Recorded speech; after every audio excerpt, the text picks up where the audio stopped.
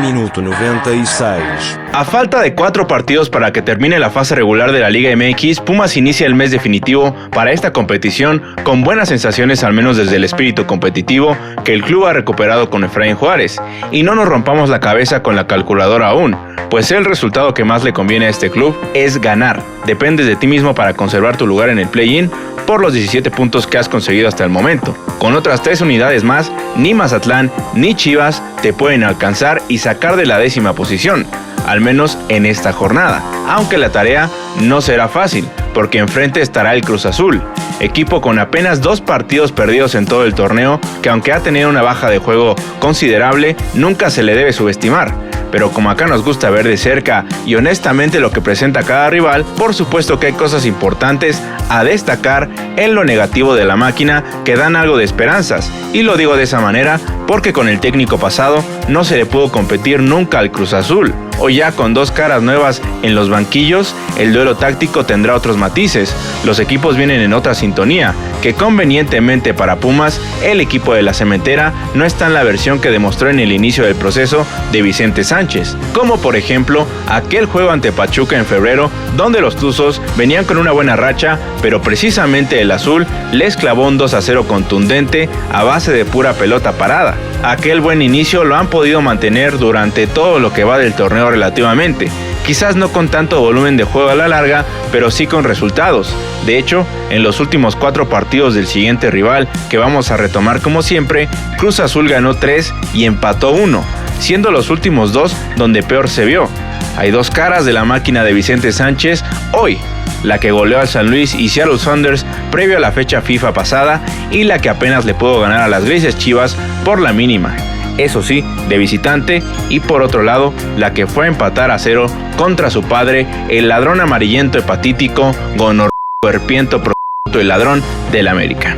Vicente Sánchez fue un gran jugador, y aunque la tónica de este semestre en casi todas las previas ha sido dar un poco de contexto sobre la herencia futbolística a la que pertenece cada entrenador, pues nos ayuda a comprender mejor su estilo de juego, la realidad es que este señor ya es muy conocido por varios de nosotros que lo padecimos como Diablo del Toluca, y hoy viene de trabajar como DT en el proceso de fuerzas básicas del Cruz Azul, algo que por orden institucional lo condicionó a tener que adoptar el esquema táctico de Martín Anselmi, y aunque sí tiene sus variantes propias, cada vez más notables con cada partido que pasa, no podemos decir que sea parte de una escuela innovadora en ese sentido, sino que el tipo es gente de fútbol, agradecido con este país y al menos no tiene esa vibra de mercenario que la anterior. Por ese lado, y que ganó absolutamente todo con el Toluca, le vamos a respetar su trabajo, pues no lo ha hecho nada mal. Su club con 25 puntos tiene casi asegurado su lugar en liguilla directa y todavía puede pelear por un puesto más decoroso en la tabla. ¿Y cómo juega entonces este Cruz Azul? Ha cambiado mucho su once inicial desde que se fue el Guardiola Región 4 de Anselmi, ídolo de los mamadores elitistas fascistoides acaudalados del análisis táctico que lo ponían como inventor del fútbol de autor. Pues todo eso y más a continuación. No sin antes pedirte como siempre que dejes tu like, comentes, compartas y te suscribas a este canal para que el algoritmo de YouTube siga recomendándonos. Ya somos 10.287 suscriptores, estamos creciendo bastante rápido gracias a ti y continuamos. El esquema táctico de Cruz Azul hoy se conforma por una línea de 5 más marcada que antes, 3 mediocampistas y 2 delanteros, como vemos en pantalla, y este triángulo de los defensores es muy importante porque justo era una de las claves de Anselmi, que hoy se mantienen. Su fútbol era vistoso porque tenía la singularidad de que todos los jugadores de su esquema podían entrar en las 2 fases del juego, y más marcado en la parte ofensiva creativa. Este triángulo de defensores junto con el arquero son una de las armas más importantes de Sánchez para intentar atacar desde la salida. Atraen la presión del rival tocando entre ellos y cuando tienen la oportunidad filtran un pase a uno de los mediocampistas. Para ello, por supuesto, empezando con el 11 inicial, tendrán a Mier en la portería. Ya lo conocemos, salvando al Cruz Azul con atajadas o exagerando en las fintas en la salida. Un portero kamikaze, además de talentoso, que en sus últimos juegos de verdad que también tuvo algo de suerte de que no le resultara muy mal su atrevimiento. Pero bueno, si tomamos en cuenta que una de esas fintas se la hizo a lo que queda del Chicharito, hasta lo podríamos clasificar como un abusador, un bully quiero decir. Mira que hacerle ese tipo de fintas a un güey que ya se cae de esta manera es de pena, Pero bueno, regresando a lo serio, en la tercia de centrales, Cruz Azul utiliza primero al fracturador de sub-21, Willer Dita, que es un portento físico, aunque contra el América se le vio una de sus grandes debilidades cuando le tocas rápido la pelota y no le dejas llegar siquiera al duelo físico. Creo que Pumas podría replicar este tipo de toques rápidos si se conecta con un Coco Carrasquilla más adelantado, Pusetto y tal vez, solo tal vez, Memo Martínez como el 9 definidor. Después Cruz Azul tiene en la central a Piovi, también un generador más de fútbol, muy técnico que de hecho puede llegar a línea de fondo y tirar centros o arriesgar mucho en la salida. En el 1 contra 1 es aceptable, tampoco se comporta como Dita, que es más agresivo, y mantiene una marca posicional para dejarle la tarea a tipos como Orozco si lo llegan a desempolvar, o Eric Lira, que ambos son infinitamente dispares en cuanto a nivel y calidad, pero tienen esa función de centrales recuperadores, salen de su posición para hacer entradas agresivas, con la diferencia que el ex de Pumas tiene aún más virtudes en su juego, pues parte del medio campo a la central para formar la línea de 3 o de 5 según ataquen al Cruz Azul. A Lira le toca compensar cuando sus compañeros fallan. Si pierde, recupera con mucha intensidad, por lo que no es extraño que pese a anclar su carrera en la Liga MX y ya quizás no le alcance para Europa, hoy ha tenido una evolución muy importante. En los costados, como carrileros, Cruz Azul tiene a dos tipos con alma de extremos y a un petardo desagradable que a veces es banca o titular, que es una ofensa para la vista siquiera verlo pisar una cancha de fútbol y que encima haya estado en Europa o haya sido titular indiscutible en algún momento de la selección mexicana. Jorge Sánchez. El tipo regaló su costado contra el América en el partido pasado del Azul en CONCACAF, y solamente porque ese juego de milagro lo empataron a 0 con unas fallas terribles de las ratas con alas y una que otra tajada de Mier. Si no, habríamos encontrado por fin una peor actuación individual como lateral que la del mentado Cañamar, que algunos recordarán como una de estas figuras infames del canal. En fin, como otras opciones que tiene Cruz Azul por los carriles, vamos con la segunda mala. Estará Rotondi, que sí, es bueno atacando, parecido a Malcorra en sus buenos torneos con el Xolos, pero en defensa es una avenida por la que, si eventualmente se le cumpliera el capricho de su llegada a la directiva, no me parece que invertir la millonada en su sueldo o fichaje vaya a hacer que des un salto de calidad por la zona. Por otro lado, estará Nacho Rivero, y acá llega el peligro. Uno de los padres putativos más silenciosos de Pumas, porque precisamente tiene esto de que sabe explotar perfectamente su llegada de sorpresa desde atrás, ganando las espaldas de los defensas o aparecer completamente solo en un costado. Es el futbolista que podría ser clave en una potencial victoria del Cruz Azul, al que tienes que marcar personalmente y no dejarle nada de oportunidad en pelotas paradas. En el centro del campo, también funcionando como ese enlace entre defensa y media y hasta delantera como el mismo Lira, estará Carlos Rodríguez, un futbolista que en todos los programas de análisis te lo pintan como si fuera Iniesta, pero en realidad es bastante gris por muchos partidos del torneo. Puede poner pases largos para el 9, tener una técnica privilegiada, pero esa sangre competitiva que en selección mexicana jamás ha demostrado pero sigue becado, hace creer que hasta juega con miedo o flojera. Hace que a mí nunca me haya gustado además su juego, que igual clava 2 asistencias o 2 golazos en este partido, pero en momentos importantes siempre va a desaparecer. Vamos ahora con lo que sí está bien de la alineación de la máquina. Primero, el polaco Bogusz, muy inteligente para meter centros como este que le vimos casi a su llegada contra Pachuca, que lo pone con una intención de peligro bastante interesante, y luego este tipo de conducciones contra el América, donde retiene a pie firme y le da coherencia y cohesión a la jugada. Pumas tiene que tener mucho cuidado con sus servicios desde las bandas, si bien no es del tipo de jugador que le guste sacarse a 3 de encima y rematar como Idrissi, sus condiciones como buen pasador, muy físico y aceleración aceptable lo pueden volver letal, sobre todo si Ergas vuelve al 11 titular, ya que el tipo no suele aparecer por un solo lado, sino que puede partir del centro a una banda como segundo delantero, Bogusz me refiero, o incluso cargarse a un costado desde el inicio esperando hacer pasadas con el lateral. Por otro lado estará Lucas Romero, que es parte de la larga lista de Messis mexicanos que alguna vez se inventaron de la nada. que aunque no es malo, también suele tener eso de que se puede esconder todo el partido. Ha aparecido en el penúltimo juego contra Chivas, eso sí, pero no genera el mismo nivel de preocupación que Rivero, Bogusz o por supuesto el padre putativo de Pumas por excelencia, ahora que Gignac está ya casi inválido, Ángel Sepúlveda, que puede estar todo el partido callado sin hacer nada, pero cuando se le presenta la oportunidad, el tipo tiene un gran instinto para recibir la pelota y hacer un remate de locos en pocos segundos. Futbolista muy peligroso, que es rarísimo que nunca haya podido llegar a dar el salto a un equipo importante hasta el ocaso de su carrera. Se le reconoce su talento, tampoco nos vamos a cegar por la playera.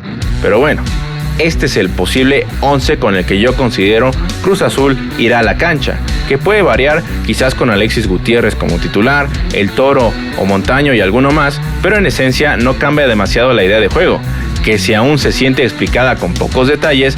Vamos ahora con el recuento de los goles del rival, tanto a favor como en contra de sus últimos 4 partidos, porque esto nos va a evidenciar el funcionamiento actual del equipo de Vicente Sánchez, más allá de la simple teoría. Primero, su goleada 4-1 contra el Seattle Sounders, donde Piovi hace todo para el 1-0, subiéndose como si fuera extremo para poner un grandísimo centro a Carlos Rodríguez que no podía pechar en esta oportunidad. Gran ejemplo de lo que dije del rol ofensivo interesante de este central del azul. El 2-0 vendría de un penal provocado por el asqueroso, desagradable puerco de Roadrock contra Eric Lira, que Sepúlveda cobra bien, y luego los Sounders meterían algo de miedo con el gol de visitante desde una pelota parada, clásico de un equipo mexicano que defiende horrible contra los gringos en estas oportunidades. Pero para cuestiones de este análisis, la marca zonal y querer tirar la trampa del fuera de lugar hizo que los jugadores azules se distrajeran de un gran cobro del Sounders, que cruzó toda el área para un recentro complementado por una equivocación y caída de Mier. 2-1. Cruz Azul sufriría unos minutos ante la latente posibilidad de un segundo gol de los gringos de visitante, pero fue precisamente Rotondi que, con el ímpetu que a veces le lleva a cometer penales o faltas imprudentes, recuperó con garra una pelota para después asociarse con Alexis, que le devuelve para que él vaya a línea de fondo y asista a Lucas Romero. La eliminatoria estaba sentenciada entonces, y el gol que convirtió todo en humillación vino de este tema que destacamos: cómo los defensas centrales se involucran tanto en la construcción del juego del azul. Piovi encontró perfectamente esta línea de pase que abrió perfecto la posibilidad de contragolpe. Luego será risible que Jorge Sánchez le anotara al equipo gringo que te trae de hijo. Pero qué decir, bendita CONCACAF, nada más. Siguiente partido, goleada de San Luis. Otra vez un gran pase filtrado de un central, en este caso Dita, que atraviesa todas las líneas del campo con su servicio para Sepúlveda, una joya honestamente que tiene antídoto claro: presión alta a su defensa, intensidad y por supuesto una marca seria de los defensores Pumas. Ojalá Azuaje o Benevendo no nos hagan extrañar a Lisandro. Luego, para el 2-0, otra vez pase de la defensa a los delanteros, en este caso a Bogusz, que también sabe ganar las espaldas muy bien para terminar asistiendo a Sepúlveda. Y por este tipo de acciones es que digo que el polaco es un gran futbolista. Tiene ese sentido de juego colectivo siempre activo, por encima de la golatría que el extremo habilidoso casi siempre tiene. Cuidado con su marca. El 3-0 definitivo vendría de un túnel de Montaño, que es una pena para el jugador seguramente que no haya rematado bien y que el portero se lo haya comido, porque habría sido un golazo por esa primera acción, que además nos demuestra que aunque algunos son todavía juveniles, los suplentes del Cruz Azul no son cascajo necesariamente. En fin, después de esa explosión de juego ofensivo que vimos, uno pensaría que el equipo de Vicente Sánchez llegaría con todo de la fecha FIFA a comerse la Liga y Conca Champions, pero pasó que en su visita al Jalisco, su equipo estuvo la mayor parte del tiempo tirado atrás y falto de creatividad, y si no fuera por una genialidad tanto de Romero, que pone un pase impresionante, y un Rivero que sabe encontrar el espacio y rematar perfecto, tal vez hablaríamos de un 0-0. Y se dan cuenta acá, estos tipos son difíciles de batir. Últimos 10 partidos, 5 goles recibidos apenas. Una cuestión que en las papeletas y números dorados se ve perfecto. Y vaya que ese tipo de cosas cualquier miserable la saca para justificar cualquier cosa. Pero por eso contextualizamos el nivel actual del rival con su desempeño. Ante el América, Cruz Azul se salvó de ser goleado por culpa de la banda de Jorge Sánchez y en general un juego de conjunto mucho más organizado de Jardine. Pumas puede replicar algo así a su manera, quizás, pero yo considero que este cuerpo técnico sobre todo tiene idea para trabajar sus juegos en el análisis previo, y si el azul intenta alinear con Sánchez, hay que buscarlos permanentemente por ahí, o con toques y triangulaciones rápidas por bandas para intentar filtrar o centrar a Martínez, o incluso en pelota parada aprovechando que suelen marcar en zona. Esas son las claves del siguiente partido de Pumas para mí. Espero que ustedes tengan sus propias conclusiones. Escríbanlas si gustan en comentarios. Muchas gracias por escuchar o ver el capítulo 198 de Minuto 96. Y ahora vamos con el pase de lista. Saludos a Lord Kevs ML, Álvaro Leiva, SG7 FIFA Games, Renosila e hijos Platón y Sócrates, Jaime de los Santos, Jacobo Misraji, Joseph McDonald e hijo Santi, Andrés Olivares, Uriel Hernández, Néstor Pérez hasta Richmond, California, Casian Rebel, Omar Barrientos, Alcadio Walker hasta Panamá, Juan Cortés e hijo Alejandro, Eric Rayo, Babyface, Gil Ramírez y su esposa Silvia, Uciel MX, Pedro Peter Castrejón, Gato Chávez, Jorge Rosas, Carlos Yale Parada, Pepe Rashid, Romy Cabañas, Carlos Zamora Sotelo, Junfer, Adolfo Gómez, El Balazo, Rocío García, Óscar Espinosa, Alejandro Villa, Manuel Ordorica, Javier Bates, Isra Sandoval, Antoine Rojas, Camazots, Isaac Gómez, Juan Pérez, Miqueboy, Fabián Tenorio, Arihualo, Yael Hernández, Ariel Arriaga, Gustavo Galicia, Benedetto 6294, Aarón Pérez, Iscasola, Guasura, César Martinioli, Potenciaco, El Javi, Esteban Jaén hasta Panamá, Lágrimas Negras de un Vampiro, Arturo Veladís, Juan Valdemar, Leonardo López, Marco Antonio López Medina, Saúl Brindis, Antonio Tor Morales, Iván Serrano, Segutú MC, Juan Carlos Alejandre,